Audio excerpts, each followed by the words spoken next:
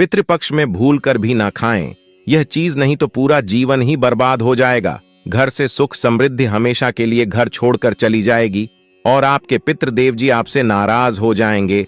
इसलिए पितृपक्ष के दौरान कुछ ऐसी सामग्री है जो आपको भूल कर भी नहीं खानी चाहिए, क्योंकि यह बिल्कुल भी अच्छा नहीं माना जाता और आपके पितृदेव हमेशा के लिए आपसे नाराज हो जाते हैं और आप लगता है घोर पाप। इसलिए आप इन चीजों को भूल कर भी सेवन न करें। साथ में हम आपको बताएंगे कि वह कौन सी गलतियां हैं जो पितृपक्ष के दौरान भूल कर भी नहीं करनी चाहिए। नमस्कार, स्वागत है आप सभी का।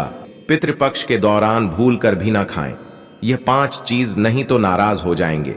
पिता दोस्तों, हिंदू धर्म में पितृपक्ष को बहुत महत्वपूर्ण माना जाता है। साथ में हम आपको बता दें कि अगर आप पितृदोष से हैं परेशान तो पितृपक्ष में करें। ये चमत्कारी उपाय जिससे हर बिगड़ा हुआ कार्य बन जाएगा और होगा लाभ ही लाभ। उससे पहले आप सभी को हम बता दें कि हमेशा रहोगे, खुशहाल जीवन हो जाएगा और पितरों का मिलेगा असीम आशीर्वाद। इस बिक्री पक्ष राज्य के रूप में भी जाना जाता है।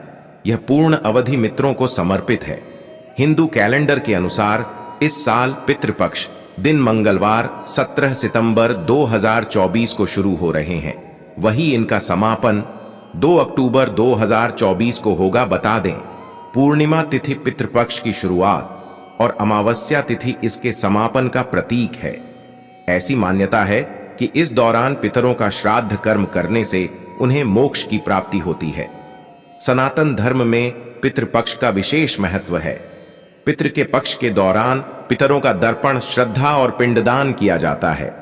श्रद्धा भाव रखते हुए पूर्वजों का श्राद्ध पितरों की शांति के लिए विधि विधान से करना चाहिए। मानता है कि श्राद्ध पक्ष के 15 दिनों के दौरान पीटर धरती पर आते हैं। ऐसे में उनका आशीर्वाद पाने के लिए उन्हें तृप्ति करना बहुत जरूरी है।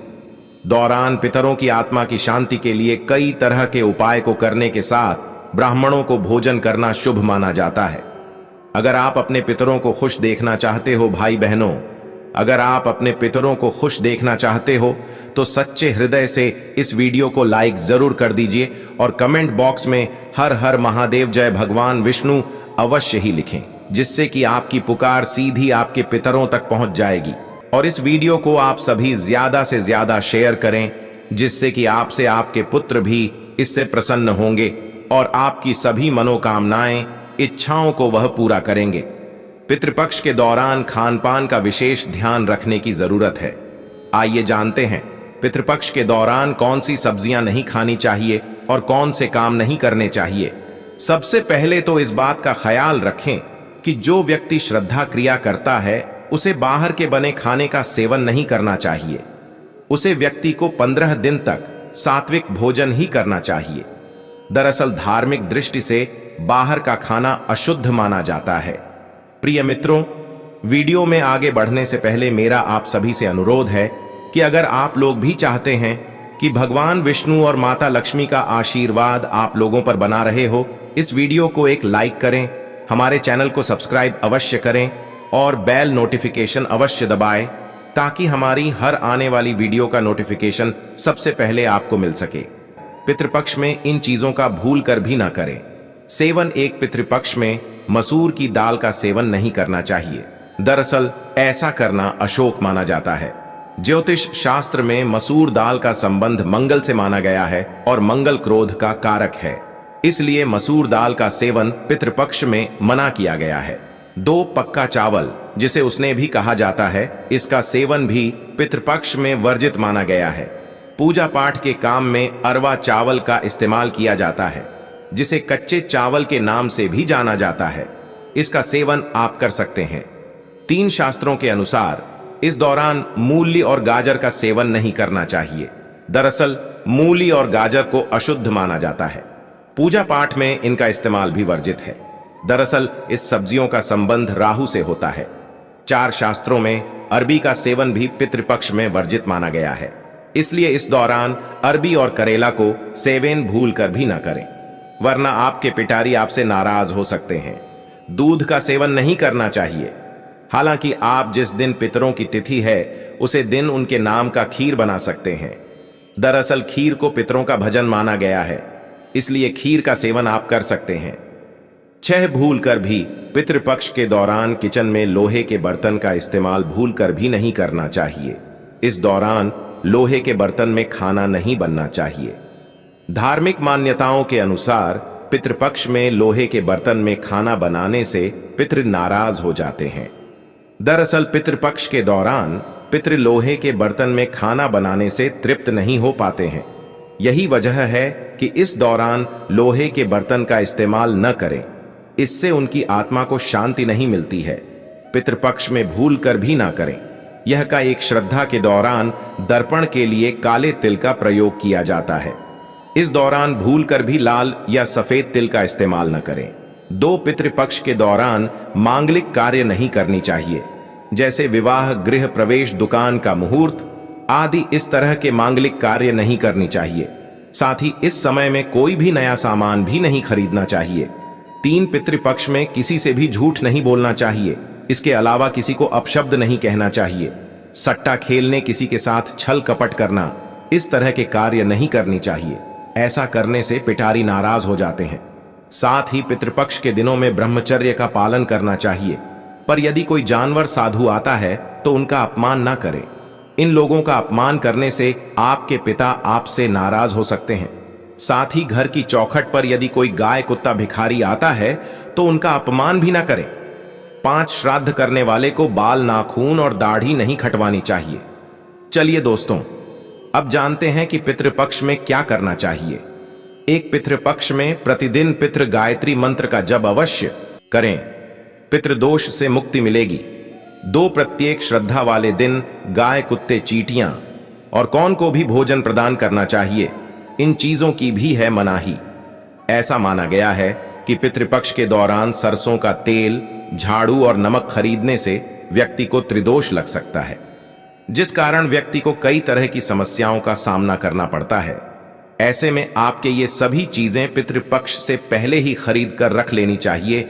इन नियमों का जरूर रखें। ध्यान, पितृपक्ष के दौरान कुछ मांस मदिरा से दूरी बनानी चाहिए। इस अवधि में लहसुन, प्याज रहित सात्विक भोजन ही खाएं। साथ ही पितृपक्ष में ब्रह्मचर्य का पालन करना चाहिए। इसी के साथ अपने आसपास का माहौल भी सात्विक रखने का प्रयास करें। पितृपक्ष के दौरान रोजाना स्नान के तुरंत बाद जल से ही पितरों को तर्पण करें या किसी ब्राह्मण से करवाई। इससे उनकी आत्माएं जल तृप्त होती हैं और आशीर्वाद देती है। इसके अलावा यदि आप अपने पितरों का तर्पण करते हैं तो ब्रह्मचर्य के नियमों का पालन करें। कर शाम को एक सरसों के तेल या गाय के घी का दीपक दक्षिण मुखी लाकर के जलाएं। 5 पितृपक्ष के दिनों में पितरों के लिए जो भी भोजन रखें, वह भोजन बाद में गाय को, कुत्ता आदि को मिला दे। हिंदू धर्म में मान्यता है कि इनके माध्यम से यह भजन पितरों तक पहुंच जाता है। 6 प्रत्येक श्रद्धा वाले दिन यथाशक्ति ब्राह्मण या गरीबों को भोजन कारण और यथाचित दक्षिणा देकर आशीर्वाद लें। 7 पितृपक्ष में पितरों की अनुकूलता पाने हेतु श्रीमद् भागवत महापुराण का मूल पाठ तथा श्रीमद् भागवत गीता का पाठ करें। पितरों की कृपा पाने के लिए ब्रह्म गायत्री मंत्र का भी जब अनुष्ठान करें। 9 प्रतिदिन पितृ सूक्त के पिटारी गायत्री का संपूर्ण लगाकर के अधिक से अधिक पाठ करें या करवा। वैसे 11,000 पाठ में अनुष्ठान की पूर्णता होती है। 10 यदि कोई शादीशुदा व्यक्ति श्राद्ध कर रहा है तो उसके साथ उसकी पत्नी का होना भी जरूरी है। इन नियमों का जरूर रखें। ध्यान, पितृपक्ष के दौरान कुछ मांस मदिरा से दूरी बनानी चाहिए। इस अवधि में लहसुन, प्याज रहित सात्विक भोजन ही खाएं। साथ ही पितृपक्ष में ब्रह्मचर्य का पालन करना चाहिए। इसी के साथ अपने आसपास का माहौल भी सात्विक रखने का प्रयास करें। पितृदोष के उपाय, पितृदोष को समाप्त करने के लिए घर के दक्षिण दीवार पर अपने पूर्वजों की तस्वीर लगाएं और उनकी तस्वीर के सामने दिया धूप या अगरबत्ती जलाएं। विशेष रूप से ऐसा अगर आप श्राद्ध पक्ष के दौरान करते हैं तो आपको विशेष रूप से लाभ मिलेगा।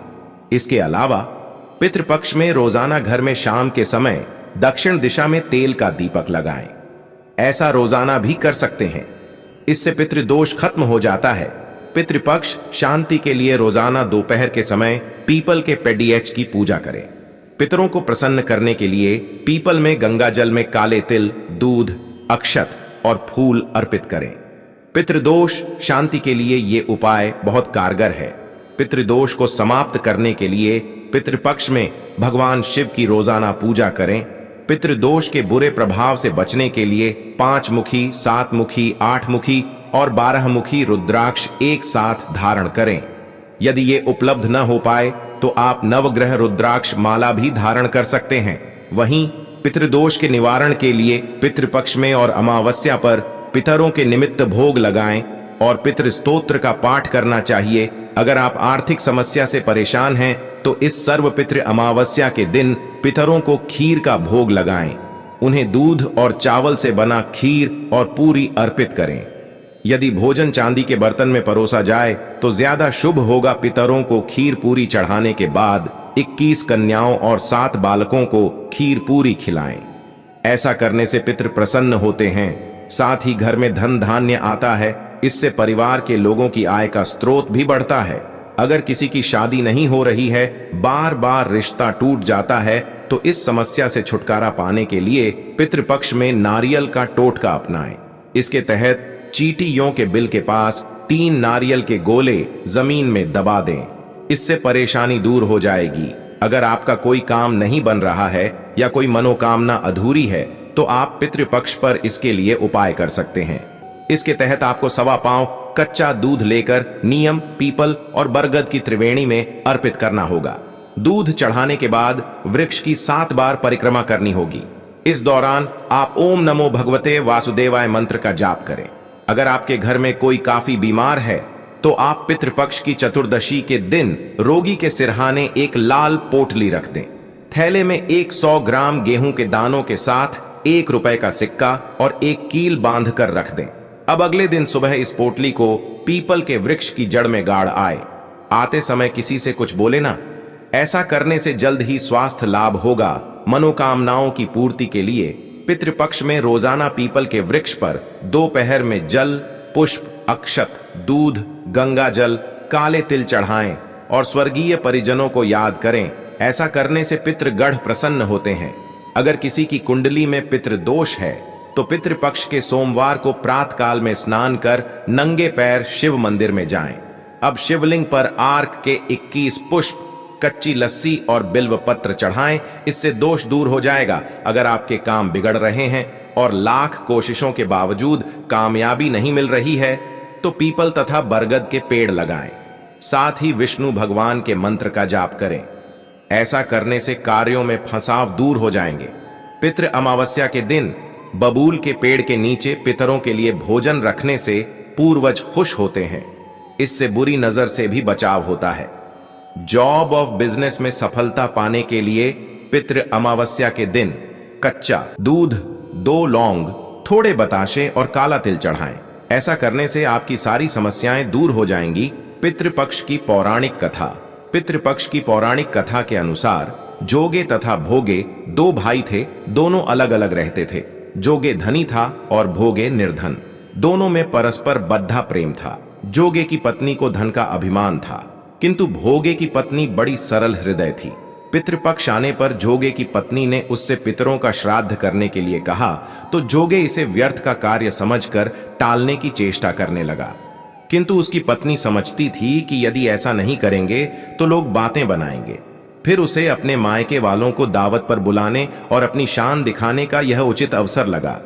अतः वह बोली, आप शायद मेरी परेशानी की वजह से ऐसा कह रहे हैं, किंतु इसमें मुझे कोई परेशानी नहीं होगी। मैं भोगे की पत्नी को बुला लूंगी, दोनों मिलकर सारा काम कर लेंगी। फिर उसने जोगे को अपने पीहर न्योता देने के लिए भेज दिया। दूसरे दिन उसके बुलाने पर भोगे की पत्नी सुबह सवेरे आकर काम में जुट गई। उसने रसोई तैयार की, अनेक पकवान बनाए, फिर सभी काम निपटाकर अपने घर आ गई। आखिर उसे भी तो पितरों का श्राद्ध तर्पण करना था। इस अवसर पर न जोगे की पत्नी ने उसे रोका न वह रुकी। शीघ्र ही दोपहर हो गई। पितर भूमि पर उतरे। जोगे भोगे के पितर पहले जोगे के यहां गए तो क्या देखते हैं कि उसके ससुराल वाले वहां भोजन पर जुटे हुए हैं। निराश होकर वे भोगे के यहां गए। वहां क्या था, मात्र पितरों के नाम पर अगियारी दे दी गई थी। पितरों ने उसकी राख छाटी और भूखे ही नदी के तट पर जा पहुंचे। थोड़ी देर में सारे पितर इकट्ठे हो गए और अपने अपने यहाँ के श्राद्धों की बड़ाई करने लगे। जोगे भोगे के पितरों ने भी अपनी आपबीती सुनाई। फिर वे सोचने लगे, अगर भोगे समर्थ होता तो शायद उन्हें भूखा न रहना पड़ जाता, मगर भोगे के घर में तो 2 जून की रोटी भी खाने को नहीं थी। यही सब सोचकर उन्हें भोगे पर दया आ गई। अचानक वे नाच नाच कर गाने लगे, भोगे के घर धन हो जाए, भोगे के घर धन हो जाए। सांझ होने को हुई। भोगे के बच्चों को कुछ भी खाने को नहीं मिला था। उन्होंने मां से कहा, भूख लगी है। तब उन्हें टालने की गरज से भोगे की पत्नी ने कहा, जाओ, आंगन में हौदी औंधी रखी है, उसे जाकर खोल लो और जो कुछ मिले बांट कर खा लेना। बच्चे वहां पहुंचे तो क्या देखते हैं कि हौदी मोहरों से भरी पड्ढी है। वे दौड़े दौड़े मां के पास पहुंचे और उसे सारी बातें बताईं। आंगन में आकर भोगे की पत्नी ने यह सब कुछ देखा तो वह भी हैरान रह गई। इस प्रकार भोगे भी धनी हो गया, मगर धन पाकर वह घमंडी नहीं हुआ। दूसरे साल का पितृपक्ष आया। श्राद्ध के दिन भोगे की स्त्री ने 56 प्रकार के व्यंजन बनाए। ब्राह्मणों को बुलाकर श्राद्ध किया, भोजन कराया, दक्षिणा दी। जेठ जेठानी को सोने चांदी के बर्तनों में भोजन कराया। इससे पितर बड्ढे प्रसन्न तथा तृप्त हुए।